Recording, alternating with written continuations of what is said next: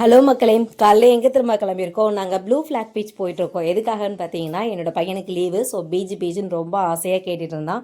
அதனால நாங்கள் கிளம்பியிருந்தோம். உள்ள என்ட்ரன்ஸ் ப்ளூ ஃப்ளாக் பீச் எங்கே இருக்குன்னு பார்த்தீங்கன்னா, கோவலன் பீச் பக்கத்தில் தான் இருக்குது. அதனால நீங்கள் மார்னிங்கே நாங்கள் சீக்கிரமாக கிளம்பி வந்துட்டோம். ஏன்னா வெயில் அதிகமாக இருக்கனால நாங்கள் மார்னிங்கே கிளம்பி வந்தோம். பட் இன்னைக்கு கிளைமேட் சூப்பராக இருந்துச்சு.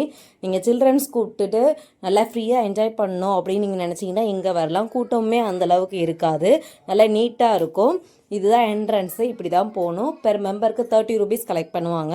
பைக் பார்க்கிங் இருந்தால் 10 ரூபீஸ். ஸோ டோட்டலாக 70 ரூபீஸ் கொடுத்துட்டு நாங்கள் டிக்கெட் எடுத்துகிட்டு நாங்கள் கிளம்பிட்டோம். பாருங்கள் எவ்வளோ நீட்டாக இருக்குன்னு பாருங்கள். நான் லாஸ்ட் டைம் மெரினா பீச் போயிருந்தேன்.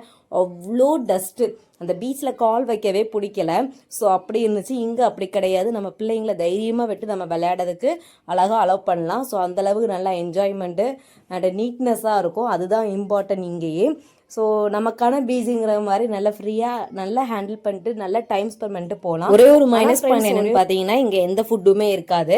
Bread omelette, puffs, spring potato இது மட்டும் தான் இருக்கும். வேறு எதுவுமே இருக்காது. சின்ன பசங்க கூட எந்த ஒரு விளையாட்டு பொருள் வாங்குறதுக்கோ எந்த கடையுமே இருக்காது.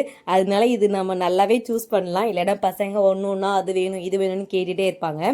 ஸோ நாங்கள் பீச்சில் எவ்வளோக்கு டைம் ஸ்பெண்ட் பண்ண முடியுமோ அவ்வளோக்கு நல்லா டைம் ஸ்பெண்ட் பண்ணோம்.